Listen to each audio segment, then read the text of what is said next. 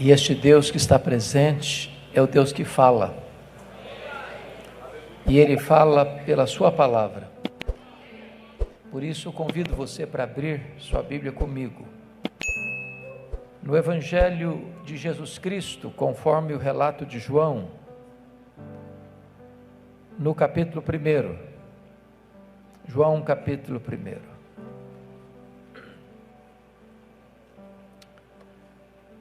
Quando me aproximei do púlpito, vi uma frase profundamente impactante aqui. Se alguém assumir este púlpito e não pregar Jesus Cristo, seja maldito. Eu não vim aqui hoje a não ser para falar para você sobre Jesus Cristo. Nós não temos outro assunto. Evangelho de João, capítulo 1, versos 1 a 14.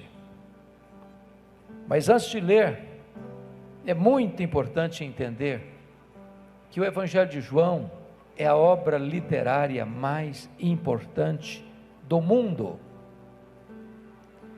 Nenhum outro livro na história já foi tão traduzido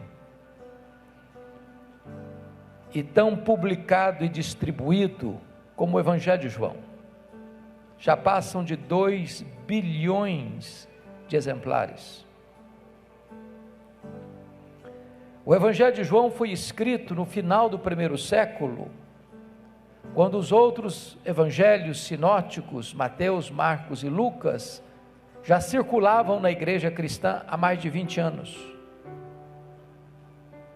O Evangelho de João foi escrito quando todos os demais apóstolos já estavam mortos, e mortos pelo viés do martírio. O Evangelho de João foi escrito para defender a fé cristã de um ataque frontal, de uma heresia perniciosa, que quase mina e solapa a igreja nos 3 primeiros séculos, uma heresia chamada de gnosticismo, uma espécie de concubinato entre a fé judaica e a filosofia grega. Vocês sabem que desde que Alexandre o Grande dominou o mundo, é que o mundo foi helenizado. O pensamento, a cultura, a filosofia grega se espalhou. A língua grega tornou-se universal. E mesmo mais tarde, quando o Império Romano dominou o mundo, não dominou as ideias gregas. Ficou de cócoras diante das ideias gregas. E vocês sabem que os gregos acreditavam no chamado dualismo: matéria má, espírito bom. Por causa desse pensamento, os gregos não acreditavam em 3 doutrinas essenciais do cristianismo: a criação, a encarnação e a ressurreição. Então os gregos negavam a divindade de Cristo. Por quê? Pensavam eles: se ele tem um corpo, e o corpo é material, físico, e a matéria é má, então não pode ser Deus. Porque se ele tem um corpo, e o corpo que é matéria, a matéria é má, ele não pode ser bom. Se ele não pode ser bom, ele não pode ser Deus. E então estavam negando a divindade de Cristo. E João escreve este evangelho para provar uma tese. Qual tese? A tese de que Jesus Cristo é verdadeiramente Deus, sem deixar de ser verdadeiramente homem.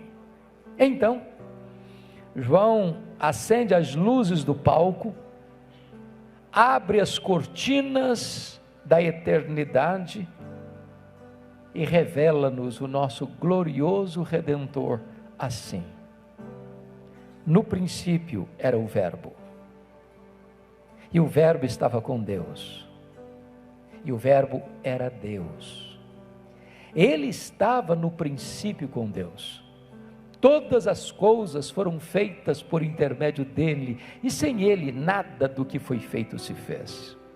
A vida estava nele, e a vida era a luz dos homens. A luz resplandece nas trevas, e as trevas não prevaleceram contra ela. Houve um homem enviado por Deus, cujo nome era João. Este veio como testemunha para testificar da luz, a fim de todos virem a crer por intermédio dele. Ele não era luz, mas veio para testificar da luz, a saber, a verdadeira luz que vinda ao mundo ilumina a todo homem. O Verbo estava no mundo, o mundo foi feito por intermédio dele, mas o mundo não o conheceu. Veio para o que era seu e os seus não o receberam. Mas a todos quantos o receberam, deu-lhes o poder de serem feitos filhos de Deus, a saber, aos que creem no seu nome, os quais não nasceram do sangue, nem da vontade da carne, nem da vontade do homem, mas de Deus. E o Verbo se fez carne e habitou entre nós, cheio de graça e de verdade, e vimos a sua glória, glória como do unigênito do Pai. Então, João está abrindo as cortinas para nos apresentar o nosso glorioso Redentor, e ele quase nos tira o fôlego na primeira afirmação. No princípio era o Verbo. Vocês que devem ter uma noção melhor do que a minha da língua portuguesa, percebem aí que o verbo ser não está no pretérito perfeito. Ele não diz no princípio foi o verbo, mas está no pretérito imperfeito. No princípio era o verbo. Isso significa que quando tudo teve um princípio, o verbo já existia. O verbo preexiste ao começo. Ele existe antes de todas as coisas. Isso nos remete para Gênesis 1:1. No princípio criou Deus os céus e a terra. Os céus e a terra tiveram um princípio, tiveram um começo, mas quando tudo começou, o verbo já existia. Ele preexiste ao tempo, ele preexiste à história, ele preexiste ao começo, ele é eterno. E eternidade é um atributo exclusivo de Deus. Eu confesso para vocês que nós entendemos tempo, mas nós não entendemos eternidade. Eu explico. Um pensador grego chamado Aristóteles escreveu um livro difícil de ler, importante de ser lido, As Categorias de Aristóteles. E ele diz que você e eu só entendemos as coisas dentro de categorias humanas, de tempo, de espaço, de tamanho. Eu entendo tempo, eternidade não, e eu explico. Se eu perguntar para você, se você tirar um dia de 1 milhão de anos, você não tem 1 milhão de anos mais, certo?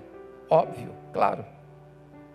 Mas se eu lhe perguntar, se você tirar 1 milhão de anos da eternidade, quanto lhe resta? A eternidade. E se eu tirar da eternidade 1 bilhão de anos, quanto sobra? A eternidade.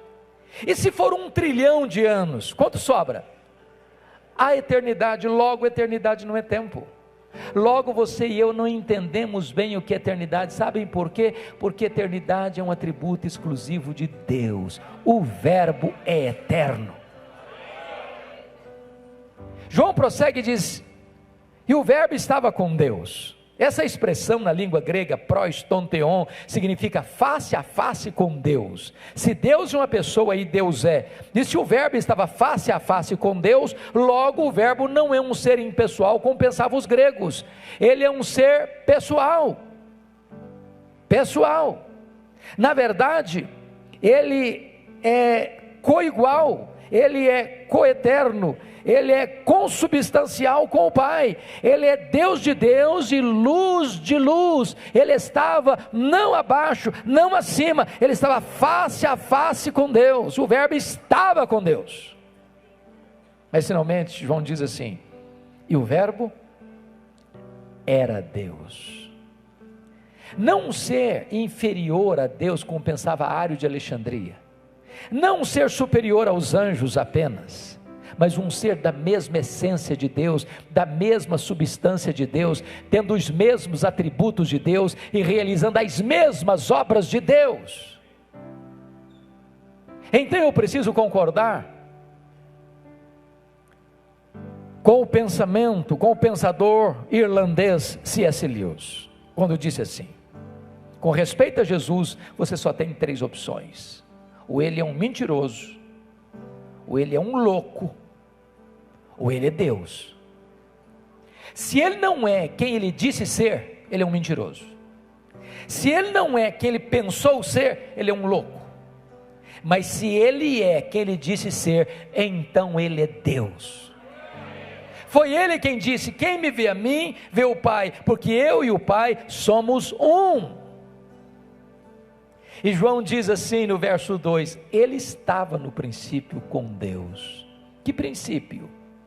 No princípio criou Deus os céus e a terra, pois o nosso glorioso Redentor estava lá, quando todas as coisas foram criadas. Mas ele não estava lá passivamente, não. O verso 3 diz que todas as coisas foram feitas por ele, ou criadas por ele, e nada do que foi feito sem ele se fez. Aqui tem uma verdade gloriosa, espantosa, revolucionária. E esse texto enseja-nos 4 conclusões. Primeiro, a matéria não é eterna como pensavam os gregos. A matéria foi criada, e criada pelo nosso glorioso Redentor. Este mundo é feito de matéria e energia. Matéria e energia não criam a si mesmas. Esse mundo é governado por leis. Leis não criam a si mesmas. Logo, alguém maior do que a matéria, independente da matéria, criou a matéria e estabeleceu leis para governar o universo. Este é o nosso glorioso Redentor. Segunda conclusão: este mundo não veio à existência por geração espontânea. A teoria da geração espontânea não está calçada com a verdade. Desculpem da expressão, o mundo não pariu a si mesmo. O mundo não deu à luz a si mesmo. O mundo não surgiu espontaneamente. O mundo foi criado, e criado pelas mãos do nosso glorioso Redentor. Terceiro, o mundo não é resultado de uma explosão, de uma mega explosão cósmica. A teoria do Big Bang não está calçada com a verdade. Sabem por quê? Porque o caos não produz o cosmos, porque a desordem não produz a ordem. Seria mais fácil acreditar que jogando 1 bilhão de letras para o espaço, elas caíssem em termos de uma grande enciclopédia, do que acreditar que uma mega explosão produziu o nosso universo com leis tão precisas, com movimentos tão harmônicos. Posso lhes garantir que é preciso ter mais fé para ser um ateu do que para ser um crente. O nosso planeta não está onde está porque uma explosão nos deixou aqui, porque o acaso nos deixou aqui. Foram as mãos do nosso Criador que nos colocou aqui. Até porque se nós estivéssemos mais perto do Sol, nós morreríamos queimados. Se nós estivéssemos mais longe do Sol, nós morreríamos congelados. A Lua não está onde está porque uma explosão a deixou lá. Vocês sabem que a Lua é a faxineira do planeta Terra. Não houver a Lua, não haveria vida no nosso planeta. Vocês sabem que as fases da Lua são responsáveis pelas marés, e se não fossem as marés, as nossas praias se encheriam de lixo, e a vida seria impossível no nosso planeta. Não foi o acaso que colocou a Lua onde ela está, foram as mãos do nosso glorioso Redentor.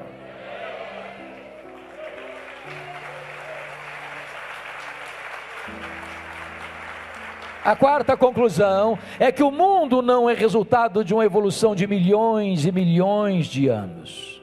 Vocês têm ciência de que no ano de 1859, em Londres, na Inglaterra, Charles Darwin publicava o seu livro A Origem das Espécies. No dia do lançamento esgotou-se a primeira edição do livro. De lá para cá, essa chamada teoria da evolução tem sido ensinada nas escolas e universidades como uma verdade científica, mas falta-lhe a evidência das provas. Mas hoje, curiosamente, nos meios acadêmicos e até em alguns seminários teológicos, tenta-se fazer um casamento espúrio entre Darwin e Cristo. Uma nova ideia, sutil, perigosa, uma teoria nova chamada de evolucionismo teísta. O que é isso? É a ideia de que Deus criou, sim, Deus criou, mas por intermédio do processo da evolução. O grande problema com essa teoria é que você vai precisar ir para Gênesis 1 e 2 e olhar esse texto como um texto metafórico, não como um texto literal e histórico. Se esse texto registrado em Gênesis, que relata a criação, é um mito, é uma lenda, é uma metáfora, então Adão e Eva não existiram. Se Adão e Eva não existiram, então não houve queda. Mas se não houve queda, então não precisa de redenção. E se o primeiro Adão é um mito, então o segundo Adão também deve sê-lo. O grande problema é que o relato da criação não está presente apenas em Gênesis 1 e 2, está presente em todo o Pentateuco, está presente nos livros históricos, está presente nos livros poéticos, está presente nos livros proféticos, está presente nos evangelhos, está presente no livro de Atos, está presente nas epístolas, está presente no livro de Apocalipse. Nós precisaríamos desconstruir toda a Bíblia para sustentar essa teoria. Então seja Deus verdadeiro e mentiroso todo homem, e nós erguemos a bandeira e afirmamos: todas as coisas foram feitas por intermédio dele, e sem ele nada do que foi feito se fez.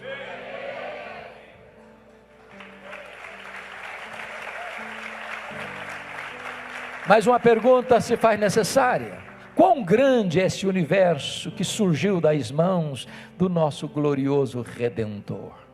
O profeta Isaías, escrevendo um texto messiânico, cristológico, lá no capítulo 40, diz que este é aquele que mede as águas na concha da sua mão. Pense comigo no Pacífico, no Atlântico, no Índico, no Mediterrâneo. Tente aqui no Atlântico esvaziá-lo com um baldinho. Veja quanto tempo você vai levar. Pois ele mede as águas na concha da sua mão. Ele pesa o pó das montanhas em balança de precisão. Ele mede os céus a palmos. Ele espalha as estrelas no firmamento, e por ser forte em força e grande em poder, quando as chama, nenhuma delas vem a faltar. Ele olha para as grandes nações da terra, as grandes potências econômicas e militares, e considera todas elas como um pingo que cai de um balde, como um pó numa balança de precisão, como um vácuo, como nada, como menos do que nada, pois este é o seu glorioso Redentor. Se você perguntar para um astrônomo assim: qual é o tamanho deste universo que o nosso glorioso Redentor mediu a palmos? Sabe qual é a resposta dele? Eu não sei. Mas quando ele diz eu não sei, ele não está confessando uma ignorância absoluta, não. É que nenhum homem, por mais robusto que seja o seu conhecimento, ou por mais peregrina que seja a sua mente, não, jamais é capaz de afirmar qual é o último limite do universo, porque esta é uma matéria ainda em estudo. Mas eu posso lhes garantir que o universo tem um limite, porque ilimitado só Deus o é. Porém, o que os cientistas já sabem e afirmam é que o nosso universo tem em torno de 93 bilhões de anos-luz de diâmetro. O que significa isso? Significa que se você voar a velocidade da luz, 300 mil quilômetros por segundo, nessa velocidade, você demoraria mais de 93 bilhões de anos para ir de uma extremidade à outra do universo.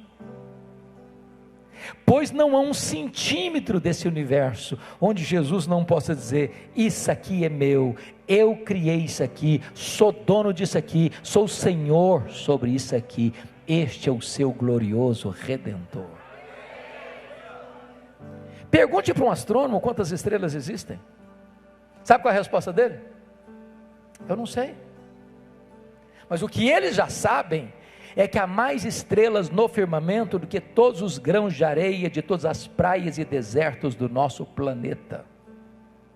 Vá um dia à praia, encha a concha da sua mão de areia, leve para casa e bote numa tábua de vidro, conte quantos grãos de areia você consegue colocar na concha da sua mão, pois há mais estrelas no firmamento que todos os grãos de areia de todas as praias e desertos do nosso planeta. Mas o seu glorioso Redentor não apenas criou todas elas, Ele batizou cada uma delas pelo nome. Ele conhece cada uma delas pelo nome, e por ser forte em força e grande em poder, quando as chama, nenhuma delas vem a faltar. Este é o seu glorioso Redentor. Todas as coisas foram feitas por intermédio dele, e sem ele nada do que foi feito se fez. Do século 20 para cá, nós não estamos pasmos mais com o macro-universo, não. Nós estamos boquiabertos com o micro-universo. Se eu pudesse arrancar uma dessas folhas finas e delgadas, diria para vocês que uma folha dessa é muito mais complexa do que a cidade de Marília. Dr. John Wilson, uma das maiores autoridades em oftalmologia do mundo, nos catedráticos de Harvard, diz que você e eu temos em torno de 2 milhões de fios duplos encapados em cada um dos nossos olhos. E se não for assim, haveria um curto-circuito e nós ficaríamos cegos. Se você chegar em casa hoje e pegar uma gema, um ovo na geladeira e quebrá-lo numa frigideira, aquela gema é mais complexa do que qualquer máquina que o homem jamais inventou. Dr. Marshall Nirenberg, prêmio Nobel de Biologia, fez uma das mais fantásticas descobertas no século passado. Ele descobriu que você e eu somos um ser programado geneticamente, computadorizadamente programados. Ele descobriu mais. Ele descobriu que você e eu temos mais de 60 trilhões de células no nosso corpo. Descobriu mais, que cada uma dessas células tem 1,70 m de fita DNA, onde estão gravados e computadorizados todos os seus dados genéticos, a cor da sua pele, a cor dos seus olhos, o seu temperamento. Se você espichar a fita DNA do seu corpo, você tem 102 trilhões de metros de fita DNA no seu corpo, você tem 102 bilhões de quilômetros de fita DNA no seu corpo, daria para dar diversas voltas no sistema planetário. O Dr. Lowe vai dizer que códigos de vida não se originam espontaneamente, não se originam de uma explosão, não se originam de uma evolução de milhões e milhões de anos. Códigos de vida foram plantados em você pelo Deus Todo-Poderoso, Criador dos céus e da terra, e este é o nosso glorioso Redentor. Todas as coisas foram feitas por intermédio dele, e sem ele nada do que foi feito se fez. João vai para o verso 4 e quase nos tira o fôlego de novo, quando ele diz assim: a vida estava nele, e a vida era a luz dos homens. Sabe o que significa isso? Todos os seres que existem, anjos, homens, animais, só têm vida, porque receberam vida dele.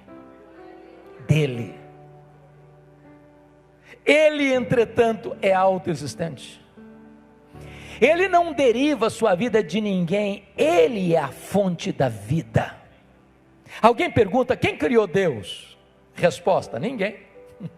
Ninguém, ele não foi criado, ele é o Criador. Alguém pergunta assim: mas quando ele passou a existir? Não, ele não passou a existir, ele é o Pai da eternidade. Eu quero dizer para você que se você veio aqui hoje, e você veio, é óbvio, se o seu coração está batendo, e é claro que está, é porque ele preserva a sua vida, porque nele vivemos, nos movemos e existimos. Ele é a fonte da vida.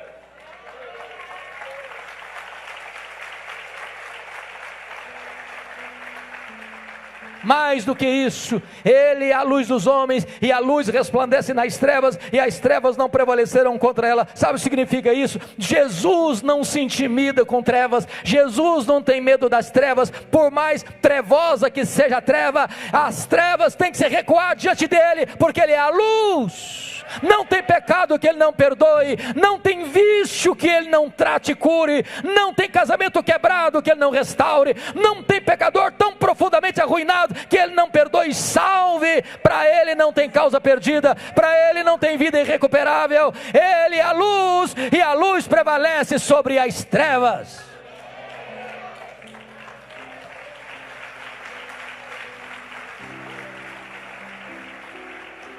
A partir daqui, meus irmãos, João vai abordar um outro aspecto do texto, revelando para nós 3 reações ao verbo de Deus.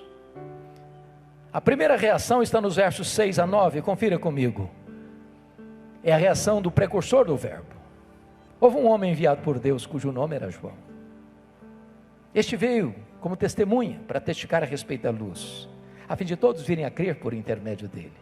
Ele não era luz, veio para testificar da luz, a saber, a verdadeira luz que vinda ao mundo ilumina a todo homem. Preste atenção comigo. Tem 400 anos de silêncio profético, entre o último profeta do Velho Testamento, Malaquias, e João Batista. Tinha templo, tinha culto, tinha festa, tinha sacrifícios, tinha sacerdotes, mas não tinha palavra de Deus.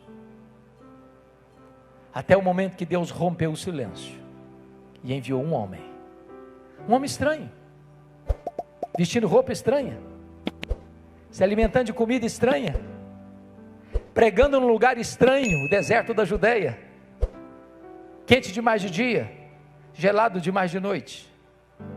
E diz a Bíblia que ele está pregando o batismo de arrependimento para a remissão de pecados. E diz a Bíblia que as multidões fluem aos borbotões para o deserto para ouvi-lo, confessando os seus pecados, recebendo o batismo de arrependimento.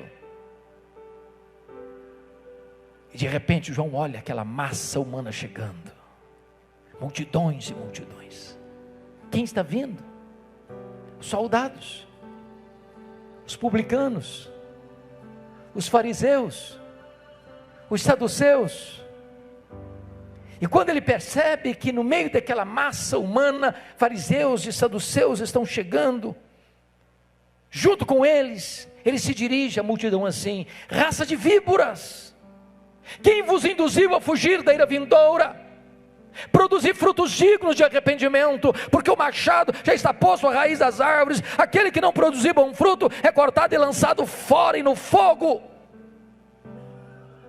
E de repente, no meio da multidão, surge um bochicho que vai circulando entre a multidão, com uma pergunta sedosa, aveludada, tentadora, perigosíssima, que beija os ouvidos de João Batista com a seguinte pergunta: porventura tu não és o Cristo? Olha a tentação aí, olha o perigo aí, olha a tendência de botar um homem no pedestal aí. Se João tivesse engolido a isca, ele teria falado assim: bom, na verdade eu sou um fenômeno, eu sou um mito.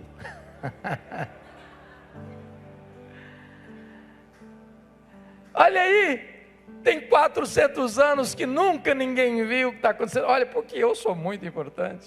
De fato, eu acho que eu sou o Messias mesmo, eu acho que eu sou o Cristo mesmo.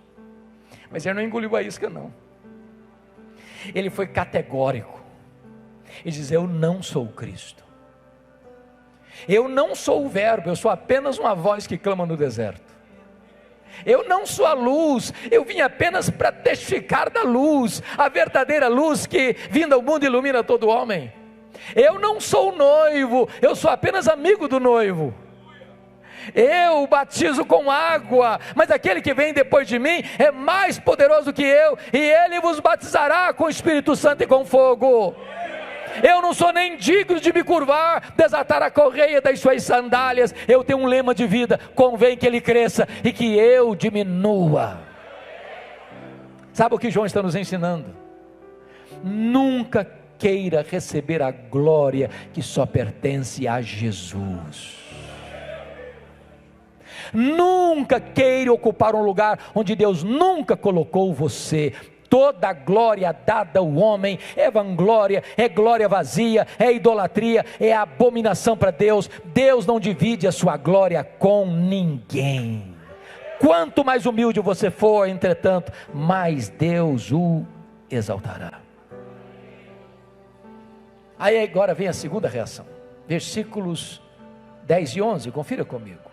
É a rejeição do verbo. Está escrito assim: o verbo estava no mundo, o mundo foi feito por intermédio dele, mas o mundo não o conheceu. Eu pergunto a vocês, quantas vezes aparece a palavra mundo aí no versículo 10? Quantas? 3 vezes.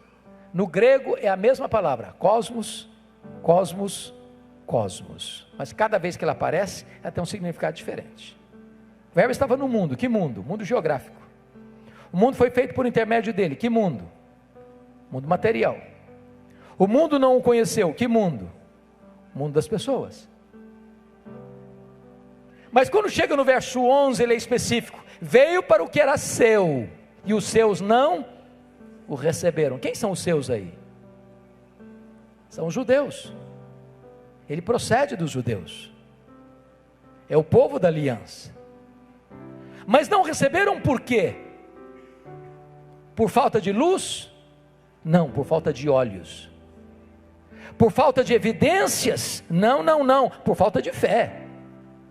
Porque todo o Velho Testamento foi uma preparação para a chegada do Messias. Desde Gênesis 3,15, da semente da mulher nascerá aquele que esmagará a cabeça da serpente. Os patriarcas apontaram para ele, os profetas descreveram a ele. Ele era simbolizado pelo Cordeiro da Páscoa, ele era simbolizado pelo tabernáculo, ele era simbolizado pela arca da aliança, ele era simbolizado por aquilo que estava dentro da arca, o vaso com maná, a vara seca de Arão que floresceu e as tábuas da lei. Ele era simbolizado pela tampa da arca, o propiciatório. Ele era simbolizado pelas festas de Israel, ele era simbolizado pelos sacrifícios do templo, ele era simbolizado pelo sábado. Tudo era sombra da realidade que é ele, e que diz a Bíblia, na plenitude dos tempos ele veio, nascido de mulher, nascido sob a lei, para ser o nosso Redentor. Ele andou entre nós, fazendo as obras de Deus. Os cegos viram, os surdos ouviram, os mudos falaram, os coxos andaram, os leprosos foram purificados, os mortos ressuscitaram, e ele foi à cruz, e ele morreu por nós, e ele ressuscitou, e ele voltou para o céu, e ele derramou o Espírito Santo, e ele está sentado no trono, e ele governa as nações, e ele vai voltar fisicamente, pessoalmente, visivelmente, inesperadamente, repentinamente, inescapavelmente, gloriosamente, vitoriosamente. Mas os seus não o receberam.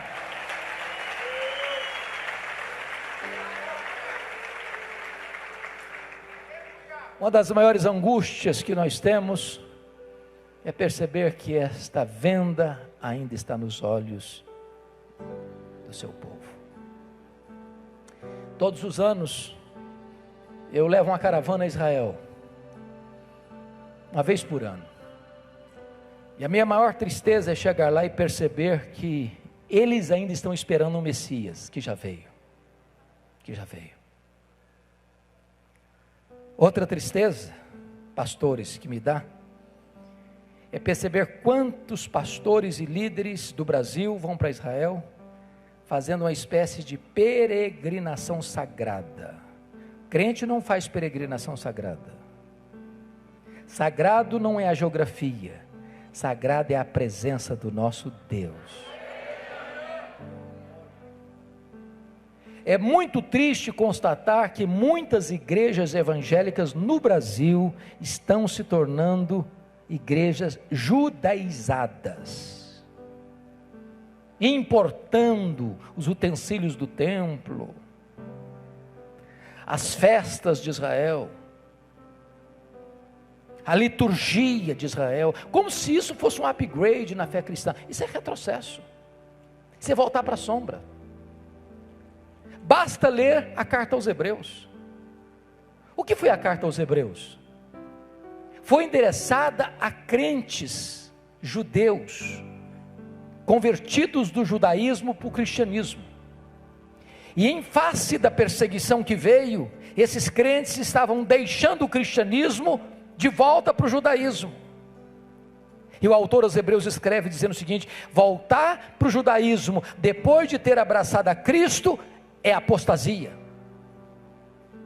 Por quê? Porque Jesus é melhor do que os profetas, porque Jesus é melhor do que os anjos, porque Jesus é melhor do que Moisés, porque Jesus é melhor do que Arão, porque Jesus é melhor do que Josué, porque o sacrifício de Jesus é superior ao sacrifício dos cordeiros do templo, porque a nova aliança inaugurada no sangue de Jesus é superior à velha aliança. Jesus nos basta.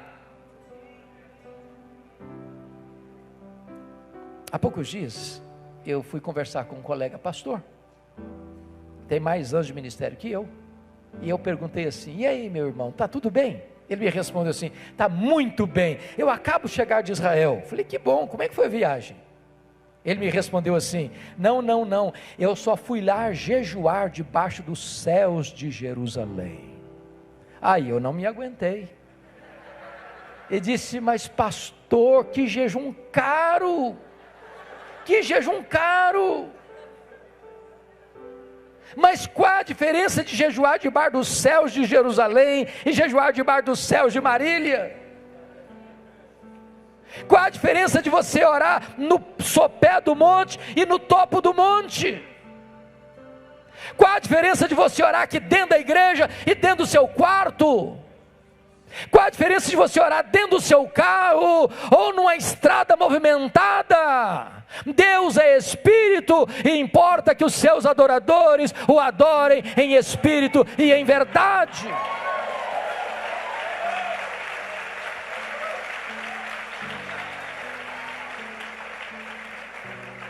Mas agora então vem a última reação, é a aceitação do verbo. Confiram comigo, versos 12 e 13.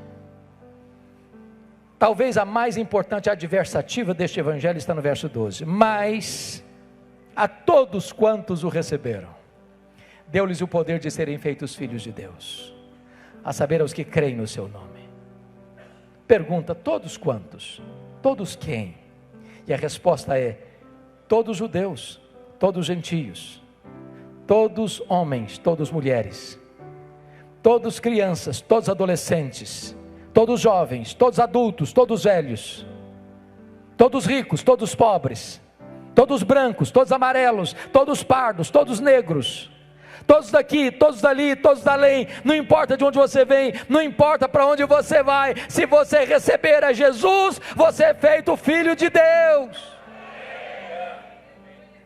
É óbvio, portanto, que nem todos são filhos de Deus. Entender isso, irmãos, é a verdade mais bendita para o nosso coração. Eu acho que isso cura os traumas da alma, de autoestima achatada, complexo de inferioridade. Porque tem crente, meus irmãos, convenhamos, parece que sente uma espécie de dor de cotovelo. Ao ler Caras, ao ler Forbes, jogadores famosos, artistas famosos, nos seus jatinhos particulares, nos seus iates, nas suas mansões, e ele crente passando uma magrela. Deixa eu dizer uma coisa para você: se você é filho de Deus, corre nas suas veias mais do que sangue azul. Você é filho do Rei dos Reis, do Senhor dos Senhores. Nem todo ouro da terra é capaz de comprar a posição que você recebeu de graça, quando você creu em Jesus Cristo, o nosso Senhor. Todos quantos o receberam, deu-lhes. Quem dá esse privilégio é Deus, e se é Deus quem dá, ninguém pode tirar de você, ninguém. João explica melhor no verso 13, para não haver dúvidas aqui do que ele está falando. Os quais não nasceram de quê? Do sangue. Sabe o que significa isso? Ser filho de Deus não é hereditário, não é hereditário. Você pergunta assim para alguém: você é filho de Deus? Claro que eu sou filho de Deus, meu pai é o pastor da igreja, minha mãe dirige o círculo de oração. Tá bom, é uma benção você ter um pai que é pastor, sua mãe é uma mulher de oração, mas isso não faz de você filho de Deus, não. Você pergunta para outra e diz assim: você é filho de Deus? Claro que eu sou filho de Deus, fui criado na igreja desde a infância. Ser criado na igreja desde a infância também é uma grande bênção, mas isso não faz de você filho de Deus. Você é filho de Deus? Um responde: claro, eu sou calvinista reformado. Ser calvinista reformado não faz de você filho de Deus. Aí você pergunta: você é filho de Deus? Claro, eu sou um arminiano convicto. Bom, ser arminiano convicto não faz de você filho de Deus. Você é filho de Deus? Claro, eu sou batista. É uma bênção, mas isso não faz de você filho de Deus, não. Você é filho de Deus? Claro, eu sou presbiteriano, sou assembleiano, sou metodista, sou católico. Isso não faz de você filho de Deus. Se é verdade o adágio popular que filho de peixe é peixinho, filho de crente não é crentinho. Para ser filho de Deus tem que nascer de novo, tem que nascer da água e do Espírito, tem que nascer de cima, tem que nascer de Deus, tem que ser nova criatura. Os quais não nasceram do sangue nem da vontade da carne. Sabe o que significa isso? Você não tem competência de fazer de você mesmo filho de Deus. Pense você comigo agora, você tirando férias, indo para o Nordeste, aquela praia com água morninha, debaixo de um coqueiro, deitado numa rede, tomando água de coco, aquela brisa batendo no seu rosto. Daqui a pouco você está pensando: como Deus é bom comigo. Você quer saber de uma coisa? A partir de hoje eu me declaro, eu me faço filho de Deus. Você não tem essa competência, você não tem esse poder, você não se faz filho de Deus, você é tornado filho de Deus, quando o próprio Deus declara você seu filho, quando você crê no seu Filho Jesus Cristo. Terceiro, os quais não nasceram do sangue, nem da vontade da carne, nem da vontade do homem. Sabe o que significa isso? Ninguém pode fazer de você filho de Deus, nem o pastor da igreja, nem o missionário, nem o sacerdote, nem o bispo, nem o padre, nem o papa, nem Paulo, nem Pedro, nem Maria, nem a igreja, nem a denominação religiosa, nenhum concílio eclesiástico, nenhuma autoridade humana tem competência de dizer: seja filho de Deus. Só o próprio Deus pode realizar essa obra na sua vida e dar a você o direito, a autoridade de ser seu filho. E não é porque você nasceu na família A, não é porque você nasceu na família B, não é porque você frequenta a igreja A, não é porque você frequenta a igreja B, não é porque você é bem educado, não é porque você tem dinheiro, não é porque você não tem dinheiro. Você se torna filho de Deus apenas quando você crê em Jesus Cristo, nosso Senhor. Agora João vai terminar, versículo 14, e ele vai nos levar para o maior mistério do cristianismo. Maior mistério. Atanásio, que venceu as teses de Ario lá no concílio de Nicéia em 325, escreveu um livro sobre encarnação, e ele diz que é o maior mistério do cristianismo. E é mesmo, se não vejamos. E o verbo se fez carne. Pergunto: que verbo? Que verbo? O verbo eterno, pessoal, divino, autoexistente, criador, autor da vida. O verbo que é verdadeiramente Deus, infinito, imenso, eterno, imutável, onipotente, onipresente, onisciente, transcendente, soberano, que nem os céus dos céus pode contê-lo. Agora ele vai se esvaziando, se esvaziando, se esvaziando, se esvaziando, a ponto de se tornar um zigoto, um embrião, um feto, um bebê, que nasce de uma virgem, é deitado numa manjedoura, e está ali dormindo placidamente. Aquele menino é o Rei da Glória, é o Criador do universo, é o soberano Senhor dos céus e da terra. E João diz que ele habitou longe de nós, entre nós. Vestiu pele humana, calçou as sandálias da humildade, pisou o nosso chão, bebeu a nossa água, comeu o nosso pão, sentiu a nossa dor, chorou a nossa lágrima, carregou sobre o seu corpo com o nosso pecado, morreu por nós e ressuscitou gloriosamente. Mas ele se manifestou entre nós de que maneira? Cheio de graça e de verdade. Já pensou se ele tivesse manifestado entre nós cheio de justiça e juízo? Estaríamos fulminados. O melhor de nós, diz a Bíblia, as nossas justiças, aos olhos dele, não passam de trapos de imundície. Se o melhor de nós são trapos, e o pior de nós, o que seria? Mas ele chegou cheio de graça, pegou a gente machucado, ferido, doente, depravado, contaminado, arruinado. Ele chegou e viu a gente morto, e ele nos deu vida, e ele nos lavou, e ele nos limpou, nos purificou, nos transformou, nos restaurou, nos adotou e nos fez membros da família de Deus. E João conclui assim: e vimos a sua glória, glória como do unigênito do Pai. Você sabe que glória não é um atributo de Deus. Glória é a somatória de todos os atributos de Deus, no seu resplendor máximo. Quando um profeta vinha, falava de um atributo de Deus, Isaías a santidade, Amós a justiça, Oséias a misericórdia. Mas quando Jesus veio, ele veio para mostrar Deus. Sabe por quê? Porque ele é o resplendor da glória, ele é a exata expressão do ser de Deus. Nele habitou corporalmente toda a plenitude da divindade. Ele diz: quem me vê a mim, vê o Pai, porque eu e o Pai somos um. Você quer saber quão maravilhoso é Deus? Olha para Jesus. Você quer saber quão santo é Deus? Olha para Jesus. Você quer saber quão amoroso é Deus? Olha para Jesus. Você quer conhecer Deus? Olha para Jesus. Então eu disse para vocês no começo, que João escreveu este evangelho para quê? Para provar uma tese. Qual tese? Jesus Cristo é Deus. Como é que ele provou essa tese até agora? De duas maneiras.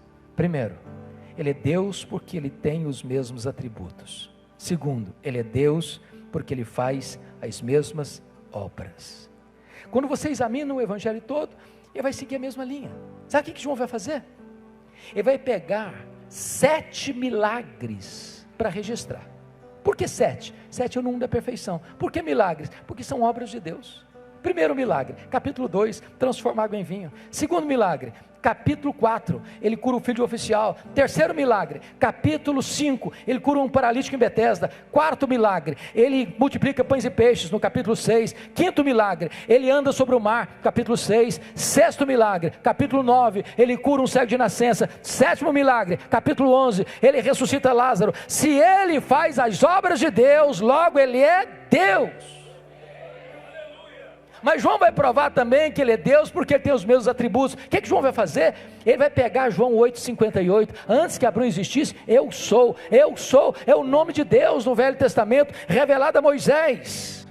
É o Iavé, é o Javé, porque Iavé e Javé são parecidos, porque a letra J e a letra I no hebraico é a mesma letra. Então preste atenção no que eu vou dizer aqui. Quando você pega as vogais de Yahvé ou Javé, com as consoantes de Adonai, e junta, você forma o nome Jeová, pois Jesus é o Jeová do Velho Testamento. O que João vai fazer? Selecionar 7 declarações de Jesus: eu sou. Primeira declaração, João 6,35, eu sou o pão da vida. Segunda declaração, João 8,12, eu sou a luz do mundo. Terceira declaração, João 10,9, eu sou a porta. Quarta declaração, João 10,11, eu sou o bom pastor. Quinta declaração, João 11,25, eu sou a ressurreição e a vida. Sexta declaração, João 14,6, eu sou o caminho e a verdade e a vida. Sétima declaração, eu sou a videira verdadeira e o meu pai o agricultor. Se ele tem os mesmos atributos de Deus, logo ele é Deus. Está provada a tese de João. Mas para encerrar, uma coisa me intriga demais. Sabe o que me intriga? Dessas 7 declarações, uma ele compartilha com a igreja. Só uma. Por exemplo, ele diz em João 8,12, eu sou a luz do mundo. Mas ele diz em Mateus 5,14 assim, vós sois a luz do mundo. Em lugar nenhum Jesus disse para a igreja assim: vós sois o pão da vida. Em lugar nenhum. Ele disse assim: vós sois a porta, vós sois o bom pastor, vós sois a ressurreição e a vida, vós sois o caminho, a verdade e a vida, vós sois a videira verdadeira. Ele nunca disse isso, mas ele disse: eu sou a luz do mundo. E ele diz também: vós sois a luz do mundo. Como entender isso? Para explicar-lhe, faço duas perguntas. Primeira: o sol brilha? Sim, o sol brilha. Por que o sol brilha? Porque o sol tem luz própria. Sabe por que Jesus brilha? Porque ele é o sol da justiça. Ele tem luz própria. Ele é a luz que vinda ao mundo ilumina todo homem. Segunda pergunta: a lua brilha? Resposta: sim, a lua brilha. Como é que a lua brilha? A lua não tem luz própria. A lua só brilha na medida em que ela reflete a luz do sol. Agora preste atenção. Jesus é luz do mundo num sentido em que a igreja não é luz do mundo. A igreja não tem luz própria. A igreja só é luz do mundo na medida em que ela reflete no mundo a luz de Cristo, o sol da justiça. Sabe qual é o seu e o meu papel? É sair pelas ruas, pelos becos, pelas praças, pelas casas, pelos condomínios, pelas faculdades, pelos hospitais, pelo comércio, pela indústria, pelos campos, levando esta luz e deixando esta luz brilhar, a luz do nosso glorioso